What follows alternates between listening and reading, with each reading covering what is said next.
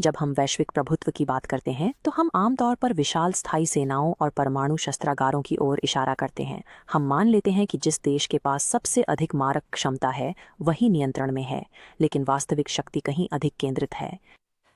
वैश्विक स्थिरता 14 संकरे समुद्री गलियारों की एक श्रृंखला पर निर्भर करती है, जिनसे होकर जहाज़ों को अपनी मंजिल तक पहुंचने के लिए गुजरना पड़ता है।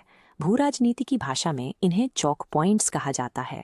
दुनिया का अधिकांश भोजन, दवाइयाँ और ईंधन इन्हीं संकरे रास्तों से होकर गुजरता है। इन महत्वपूर्ण मार्गों में आने वाली कोई भी रुकावट पूरी वैश्विक अर्थव्यवस्था की गति को पूरी तरह से ठप कर देती है। यही कारण है कि यह भूगोल को एक अत्यंत शक्तिशाली रणनीतिक हथियार में बदल देता है, जहां जलमार्गों पर नियंत्रण रखना किसी भी सैन्य शक्ति के प्रदर्शन से कहीं अधिक प्रभावी साबित होता है। और मिस्र में स्थित स्वेज नहर इसका सबसे सटीक और प्रमुख उदाहरण माना जाता है। यह व्यापार की रीढ़ के रूप में काम करता है, जिससे जहाज पूरे अफ्रीका महाद्वीप का चक्कर लगाए बिना लाल सागर और भूमध्य सागर के बीच यात्रा कर सकते हैं। मार्च 2021 में हमने देखा कि यह शॉर्टकट कितना नाजुक है। 400 मीटर लंबा एक कंटेनर जहाज एवर गिवन नहर के आर पार पूरी तरह से फंस गया था। 6 दिनों का यह अवरोध बहुत बड़ा था। वैश्विक व्यापार को हर दिन 9 अरब डॉलर का नुकसान हुआ, जिससे अर्थव्यवस्था को कुल 54 अरब डॉलर की चपत लगी। यह इस बात का स्पष्ट प्रमाण था कि खरबों डॉलर का वैश्विक बाजार रेगिस्तान की एक संकरी नहर में फंसे एक जहाज से ठप हो सकता है। अब ध्यान मध्य पूर्व की ओर है, विशेष रूप से ईरान और ओमान के बीच 33 किलोमीटर चौड़े रास्ते हॉर्मुज जलडमरू मध्य पर। यह चार्ट वैश्विक ऊर्जा परिवहन के जमाव को दर्शाता है। दुनिया भर का लगभग 30% समुद्री तेल हर दिन इस एकमात्र प्रवेश द्वार से होकर गुजरता है। यदि ईरानी सेना इस जलडमरू मध्य से आवाजाही को प्रतिबंधित करती है तो इसका असर एशिया, यूरोप और अमेरिका के हर गैस स्टेशन पर तुरंत महसूस किया जाएगा। आधुनिक दुनिया की ऊर्जा सुरक्षा मुख्य रूप से 33 किलोमीटर लंबे एक अस्थिर जलमार्ग की स्थिरता पर निर्भर है। दक्षिण में आंसुओं का द्वार स्थित है, जिसे हम बाब अल मंदेब के नाम से जानते हैं। पुराने हादसों के कारण मिला यह भयावह नाम आज भी अपनी खतरनाक हकीकत को बयां करता है। स्वेज नहर की ओर जाने वाले मालवाहक जहाजों को यहाँ हूती विद्रोहियों के लगातार हमलों का भारी डर सताता है। आग और हमलों के इस खतरे से बचने के लिए शिपिंग कंपनियां अब अफ्रीका के लंबे रास्ते से जहाज ले जाने के लिए मजबूर हो गई हैं। यह रास्ता हफ्तों की देरी और ईंधन का लाखों का खर्च बढ़ाता है, जिससे चालक दल दक्षिण हिंद महासागर के जोखिमों में घिर जाते हैं। इन संकीर्ण रास्तों के स्थानीय संघर्ष वैश्विक मुद्रास्फीति बढ़ाते हैं, क्योंकि हजारों मील की अतिरिक्त लागत सीधे उपभोक्ताओं पर पड़ देती है।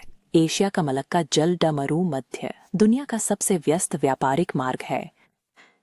दुनिया का 25% समुद्री व्यापार इंडोनेशिया, मलेशिया और सिंगापुर के बीच स्थित इस गलियारे से होकर गुजरता है। ठीक इसी चौराहे पर सिंगापुर स्थित है। जहाजों के इस भारी प्रवाह के लिए आवश्यक सेवाएं और बुनियादी ढांचा प्रदान करके यह छोटा सा द्वीप दुनिया के सबसे अमीर देशों में से एक बन गया है। चीन के लिए यह जलमार्ग सबसे बड़ी कमजोरी है। यदि अमेरिकी नौसेना यहाँ नाकेबंदी कर दे तो वे चीनी अर्थव्यवस्था को चलाने वाली तेल की आपूर्ति को तुरंत रोक सकते हैं। ये मलक्का दुविधा ही मुख्य कारण है कि चीन बेल्ट एंड रोड इनिशिएटिव में अरबों का निवेश कर रहा है, ताकि पहाड़ों और रेगिस्तानों के बीच से जमीनी रास्ते बनाकर इस समुद्री मार्ग पर अपनी निर्भरता को कम किया जा सके।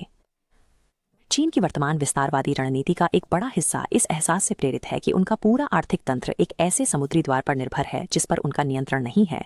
जहां अन्य चौक पॉइंट आर्थिक बाधाएं हैं, वहीं ताइवान जलडमरू मध्य एक सैन्य फ्लैश पॉइंट है।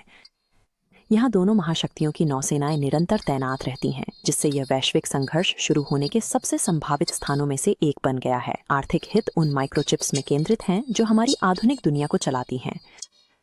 वैश्विक आपूर्ति का 70% हिस्सा ताइवान की फैक्ट्रियों से दुनिया के बाकी हिस्सों तक जाते समय इसी गलियारे से होकर गुजरता है। चिप्स के अलावा भौगोलिक स्थिति ही असली खजाना है। जापान से फिलीपींस तक फैली द्वीपों की एक श्रृंखला वर्तमान में गहरे प्रशांत महासागर तक चीन की नौसैनिक पहुंच को सीमित करती है। ताइवान पर नियंत्रण हासिल करके चीनी सेना आखिरकार इस अवरोध को पार कर सकती है और खुले समुद्र में अपनी शक्ति का प्रदर्शन कर सकती है। इस जलडमरू मध्य को लेकर होने वाली लड़ाई केवल क्षेत्रीय सीमाओं से कहीं बढ़कर है। यह प्रशांत महासागर में नौसैनिक प्रभुत्व के लिए एक सीधी प्रतिस्पर्धा है। जबकि दुनिया अभी भी इन पारंपरिक मार्गों पर ध्यान केंद्रित किए हुए है, अलास्का और रूस के बीच की भौतिक सीमा बदल रही है। यह बेरिंग जलडमरू मध्य है। जैसे जैसे वैश्विक तापमान